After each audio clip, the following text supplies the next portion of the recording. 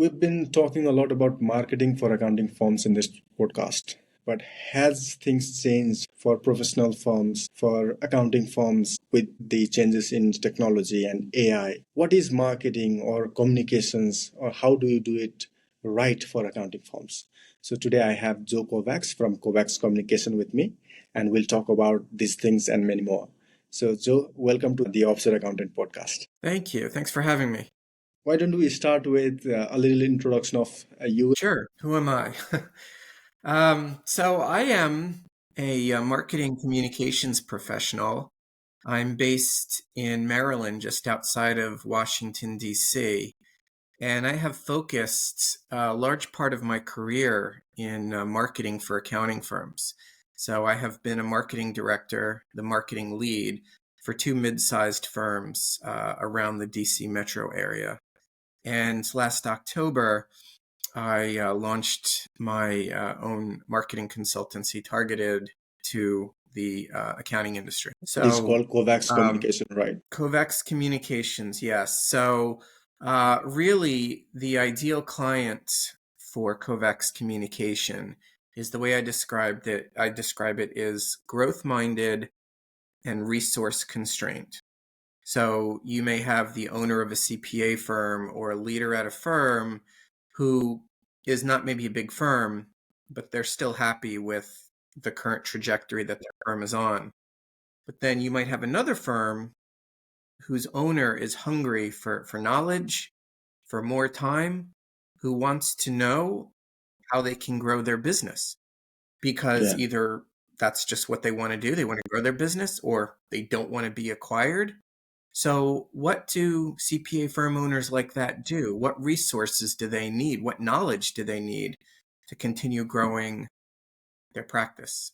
And that's where a consultancy like mine would fit in nicely. What I hear from you is the ideal client would be most of the accounting firms, small to medium firms looking to grow. Small and medium firms are constrained, resource constrained. They also don't understand marketing very well, so they do need help. And so that is where you come in to help them make their marketing communications right, how to do a better job of what they have been doing. Yeah, the interesting thing is that, I belong to a network of marketing and growth professionals who operate in the accounting industry. So the network I have are people dedicated to doing what I do. But what that means is that most of us are from firms that are large enough to have dedicated professionals and sometimes dedicated teams for brand awareness, marketing, sales optimization. But in the United States, the high volume of CPA firms that is smaller and doesn't have that dedicated professional, it's so Yeah. huge. I mean, it is so large, but often we don't hear about it for the reasons that you mentioned, resource constraint. They're just trying to serve clients and grow and, generate income and profitability. And so a lot of those firms we really don't hear from. And so when I left my role as an in-house marketer, this was the market segment that intrigued me and that I wanted to Mhm. get to know better, and which I'm still in the process of getting to know better because, it's a new business and there's a lot of scaling Mhm. up that needs to be done. Right. How do you help these resource constrained individuals or CPA firms? So, well, marketing is a very broad term. Like accounting is a broad term. If you're an accountant, you could do tax work, you could do audit work, you could do bookkeeping. So, how do I help CPA firms? What is marketing? It can be so many things. It could be email marketing, social media, it could be SEO. And so I think that the way that I would help a firm professional is by listening, knowing what my expertise is, and providing examples. So, Yeah. for example, I've increased LinkedIn engagement by 89% for one campaign. Okay, so that's social media. Right. I Hmm. grew a business development pipeline to create over $1 million in marketing qualified revenue. That's another Yeah. success story. One more is I cut newsletter expenses by 32% and used AI generated content to create a new newsletter program that also demonstrated expertise in different services. So these success stories that I've mentioned, they may or may not be applicable or exciting to the owner of a CPA firm. But by virtue of sharing some of these success stories, they might say, okay, you know what you're doing. You're clearly a marketing professional, but actually I'm thinking about this, and it might be Right. something completely different. I make more referral sources. I want to do more cross-selling. And so that's where the expertise and the leadership of a marketing professional meets the needs of the actual Right. CPA firm owner. I'm pounding my fists together because we have to meet. And I need to know what their problems are, what their needs are.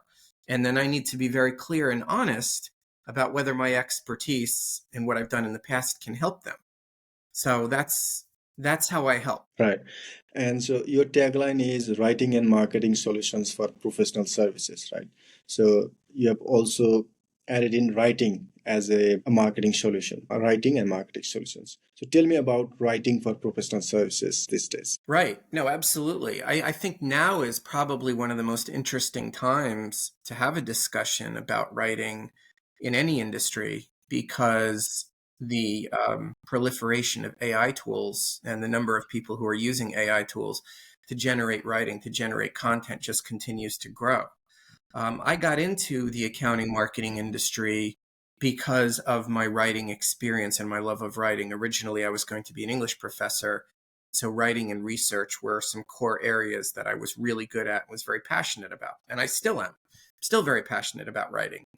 But in terms of finding efficiencies in workflows and finding Mhm. efficiencies in how we complete our work, such as writing a blog, for example, or writing a social post, or writing a piece of content that faces a client. You know, can we rely on AI? Do we continue to do that, or do we continue to generate original text based on what we write ourselves? And what the running kind of narrative is that AI is a great intern or it can help create good draft content, but it's obviously not going to be the final solution to any piece of writing. I mean, one would hope AI will not Right. be the final solution to any writing that goes out into Mhm. the market. Now, there are Mhm. obviously tools that will help with your brand too. So there's a tool called Cassidy, for example, and you can upload some of your web pages and your documents and your flyers, and the AI tool develops an understanding of your brand so that if you enter a prompt, the output that it provides will be branded. And that's helpful. But I think that the AI outputs still have certain ways of putting language together. And people write about it on LinkedIn, like, oh, the M dash. If you see an M dash, it means it's AI generated. Well, that Yeah. may or may not be true.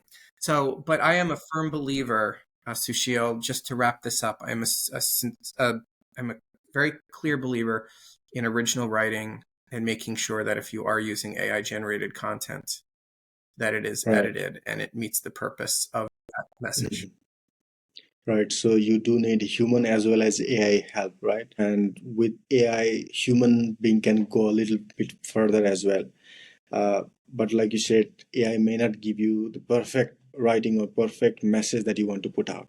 But what is the best way a small or mid-sized accounting firm can integrate AI into their practices so that they can put out more? Because like we said, we talked about a resource constraint and we do need help from AI as well. But how do you integrate it so that we have a good brand voice, and also we are not sounding as an AI sounds like? Sure. Well, branding is always important. And so the example I gave using a tool like Cassidy, where you can upload your own data so you can get branded outputs, that helps. But you also have to pay for Cassidy. So ChatGPT provides a free option, which I haven't experimented yet. So I don't want to sound like I know more than I really do. But ChatGPT is taking on more complex prompts. The number of tokens, for example, that are the data inputs, it's the number's growing. And so I think that using the existing AI tools that are free, as long as you enter good prompts, right? I mean, prompt engineering is knowing how to get the desired output from your tool. I think some education, even small firms can invest in, can Right. help them get outputs that will be helpful for them. That would be my recommendation. Right. And you talked about ChatGPT, which is of course brought out by OpenAI.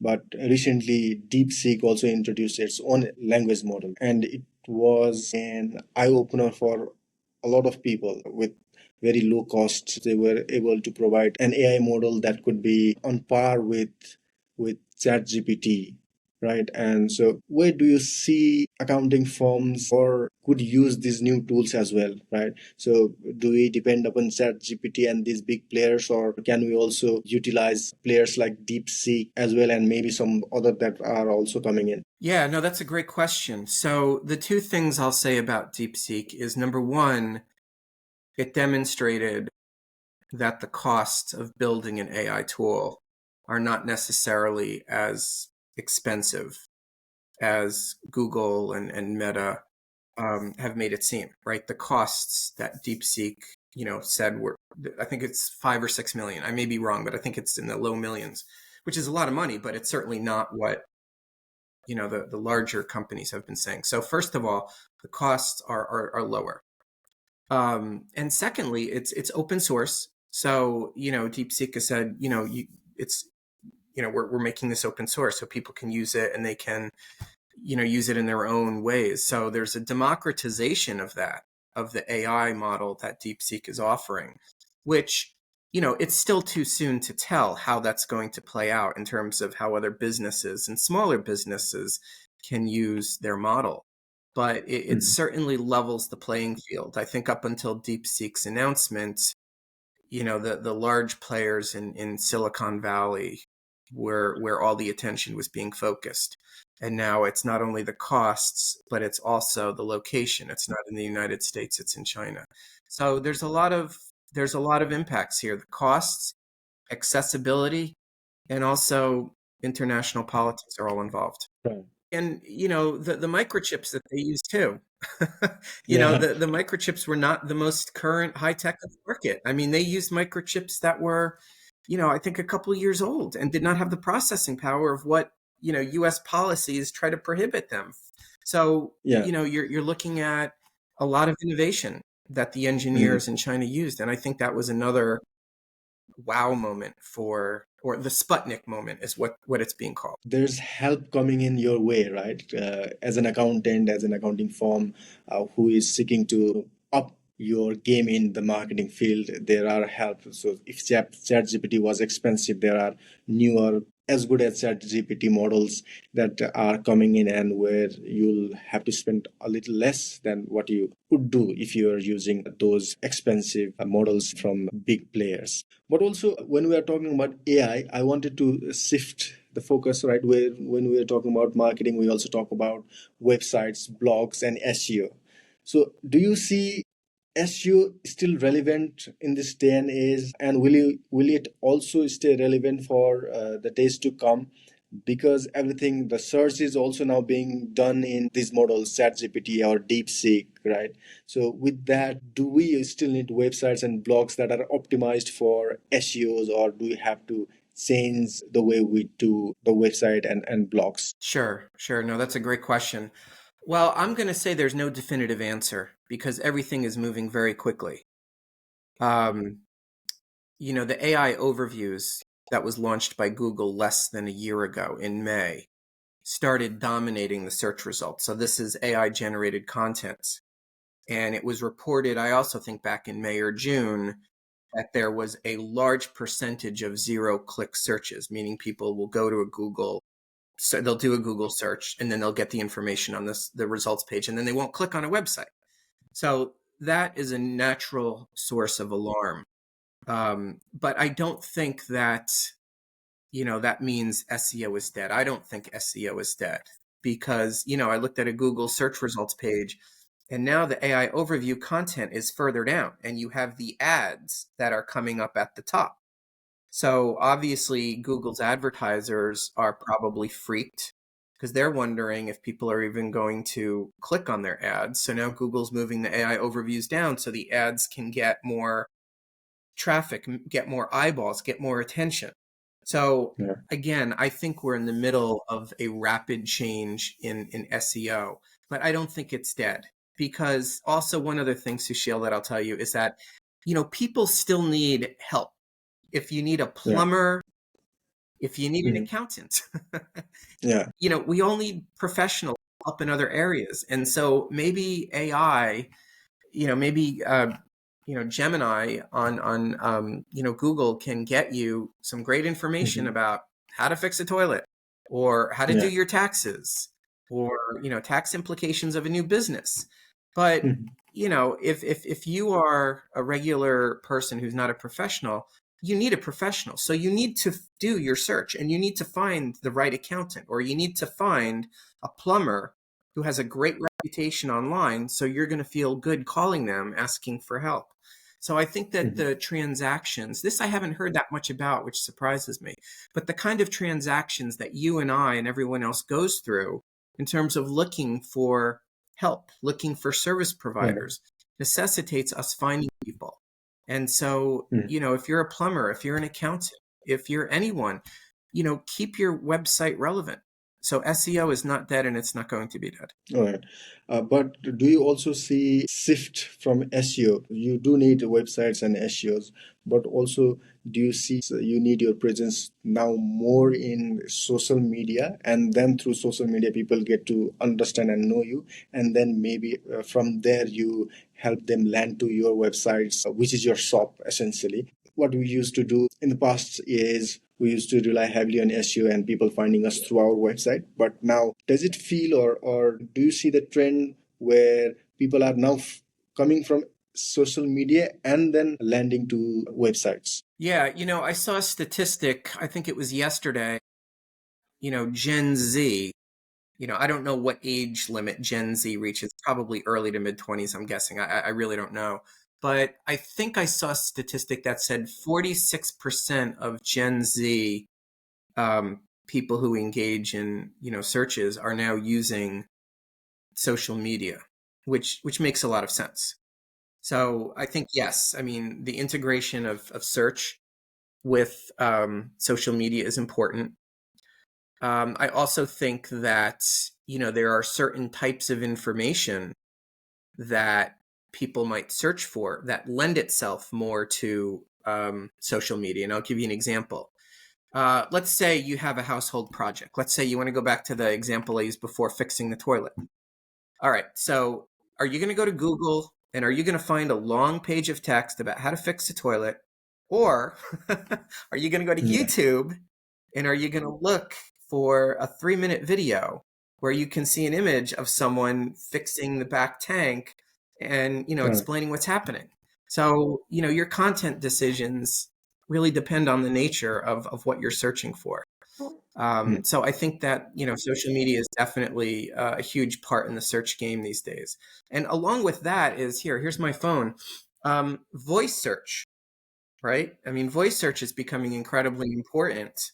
And that also lends itself towards optimizing to natural language use. I can either type something into YouTube or Google, or I could just, hey, tell me, where can I find a video on fixing the toilet? I don't know why Yeah. I work in accounting. I keep coming back to plumbing. How can I find a good bookkeeper to help with my small business? Right. I mean, All right. and so searching also involves social media, and also involves optimizing for voice. Those are really going to be what helps you out. So the question that follows is how do accounting firms as a business be effective in social media? Because marketing is essentially getting in front of your ideal clients, right? So how can we be effective in doing social media? Well, I think engagement is important. Okay. So obviously you need to have your brand out there. So you need to have a regular series of postings, whether it's, links to your site, whether it's a video, right? You need to have your content there to be visible. But it's also about knowing who you need to reach and engaging them. So being active in building your network, being active in building your connections, engaging their content, and doing it regularly, and doing it in a way that's not salesy either. I think the way that we interact with people online is important. So I'll give you a good example of an entrepreneur in the accounting space. I think he works in accounting technology. What he did to build his business is, he found potential buyers on LinkedIn, and he, made connection requests with all of them. And if they don't respond, he's still following their content. So he can keep Right. commenting on their Mhm. posts. He doesn't have to sell. He just gets Yeah. that visibility and he becomes familiar. So that's one step in an optimization process for social media. And somewhere also I heard, I think it was Daniel Priestley who now puts more weight on personal branding rather than your business's branding, because as per him, people tune into person more than they tune into businesses. So if I'm an accountant, then if I present myself as an individual, as an accountant, rather than putting out content from my business's social media page, then that has more reach, and also people interact and engage more with it. So do you also see that shift, and should a CPA firm owner be more focused on putting his own personal brand out there more than doing it through his accounting firm? Yeah, no, that's a great distinction too. And the answer is absolutely yes. I mean, I know that there are some accountants that they have a niche specialization and they do podcasts. And, he's the voice and the face of the podcast as you are for your business right now. So there's a lot of personal branding. So yes, find your specialization, could be for your firm or, but, make it personal too. Put out content on a regular basis. A podcast is a great way to do it. Videos are a great way to do it. I have a LinkedIn newsletter. People can subscribe to it. Comes out every Wednesday. And I did 2 newsletters on short form video content. So Okay. these are personally engaging, personally branded videos that provide information in a really short period of time. So I think that the personal branding is important. And you don't have to Mhm. sell. People just become familiar with you.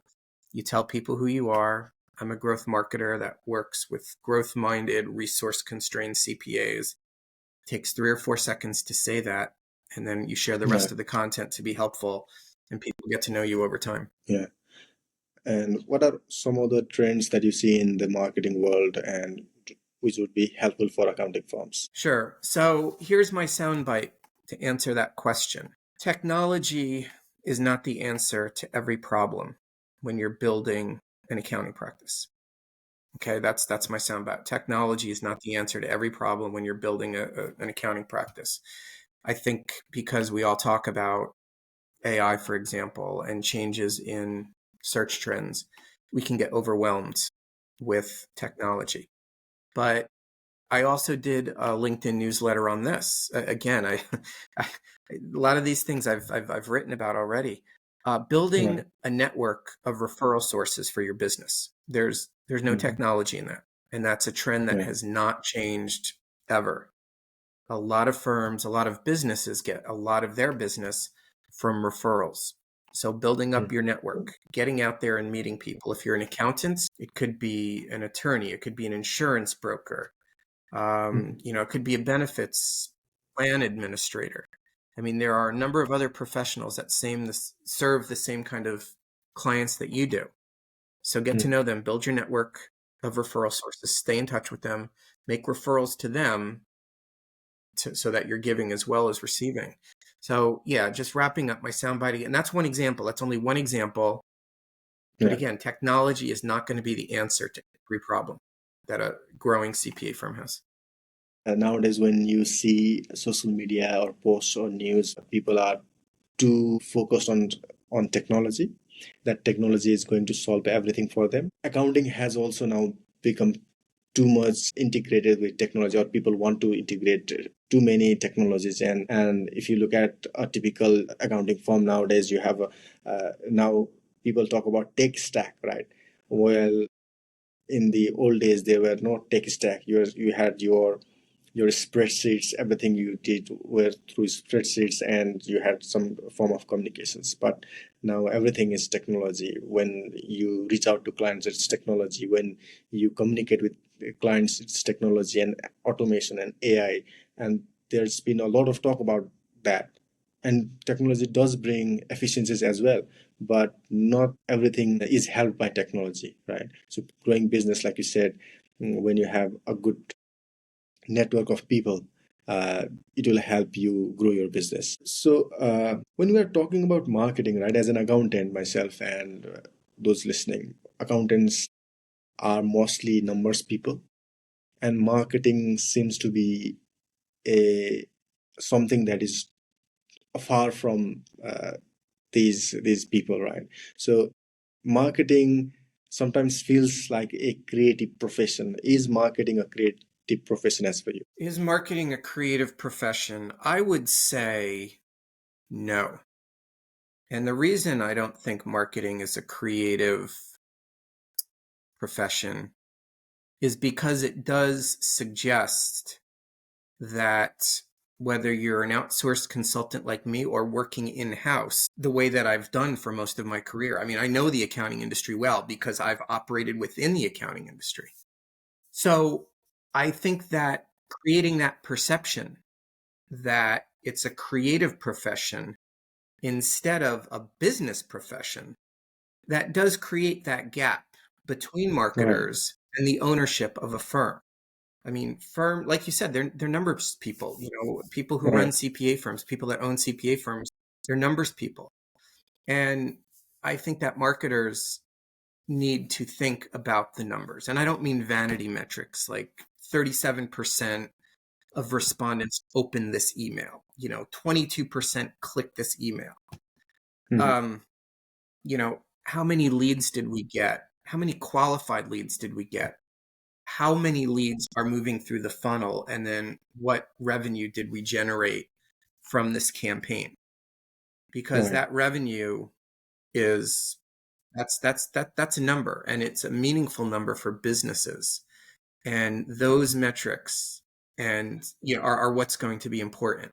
And if you're a marketer and you can talk in that language, which you should do and you should learn to do, even if you Mhm. start coming out of marketing thinking it's a creative profession, but if you develop that business sensibility and can speak the language of business, then you're going to be accepted, and there's not going to be as much of a gap as there often is perceived to be between the Right. accountants over here and those marketing people over there. And that really is on it's the burden of the marketer to educate themselves and to be Mhm. confident in their ability to have conversations with accountants, feeling like they're trying to accomplish the same thing.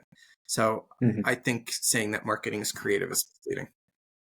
So there's hope for accountants as well. We do tend to think marketing is something out of our heads, so we do not try to understand it. So maybe if we, like you said, come together with marketers as well.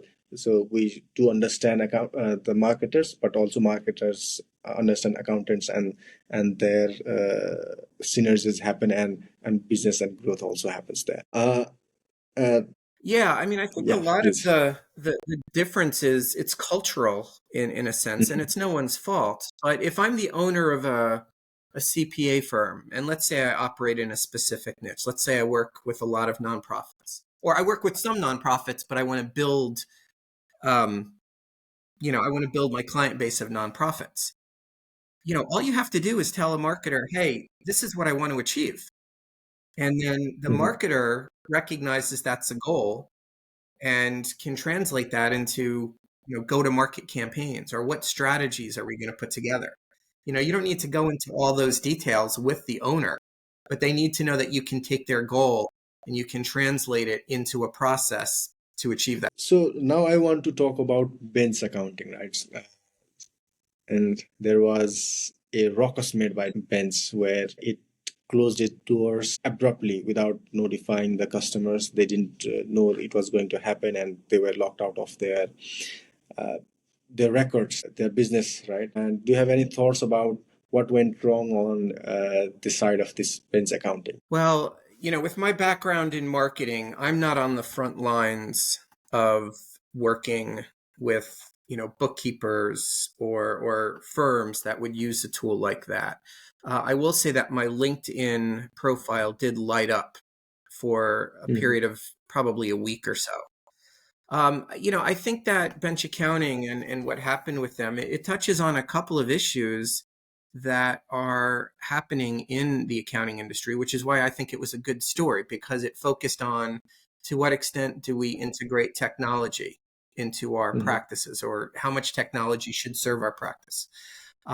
Private equity coming into the accounting industry has been a big deal. So with the investors, who supported bench accounting, to what extent did that drive, a low cost model for clients that would have found bench accounting attractive?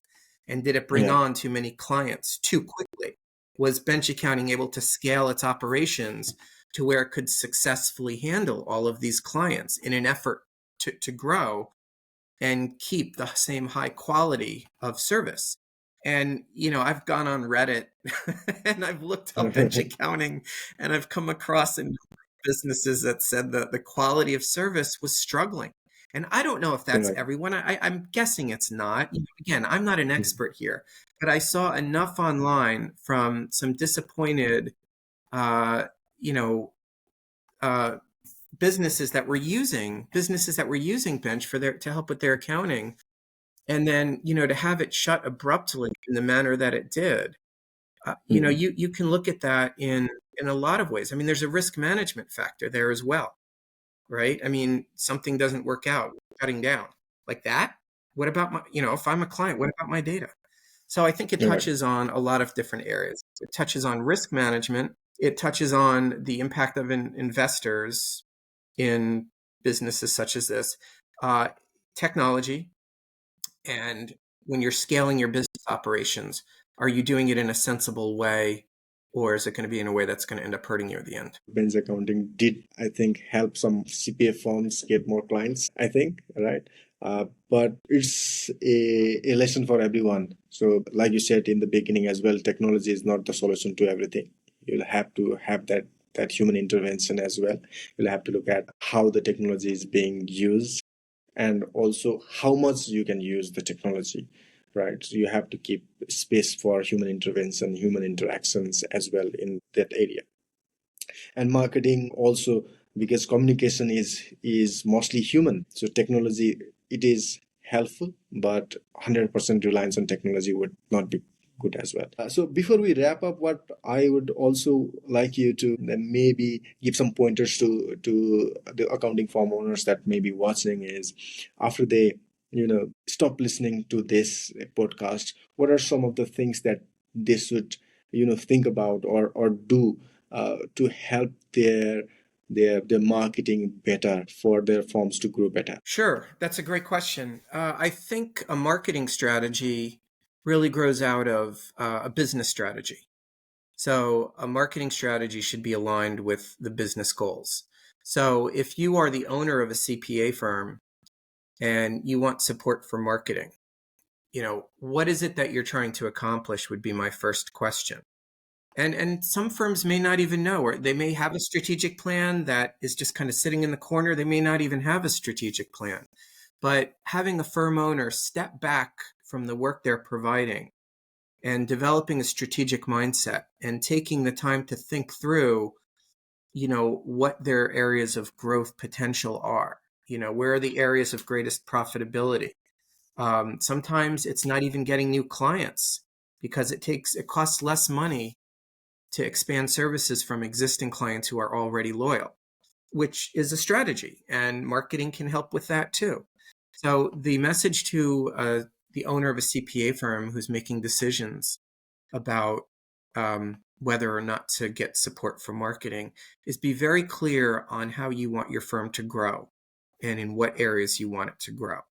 And I think even with that piece of information alone, a marketing strategist can work with you on developing some options and strategies for making that happen. Right. So be clear of where you want to go, what your business's goals would be, what your strategy would be, and that would be followed by other plans, the business side of things as well as marketing side as well. Yes, again, a marketing strategy reflects a business strategy. Have a clear business strategy, and then marketing can do its work. Awesome. Awesome. Thank you very much, Joe, for this lovely conversations. And so people looking to connect with you, how can they find you? Yeah, no, great question. My camera recently messed up, so I've got a let me just grab something over my shoulder here. Excuse me a second.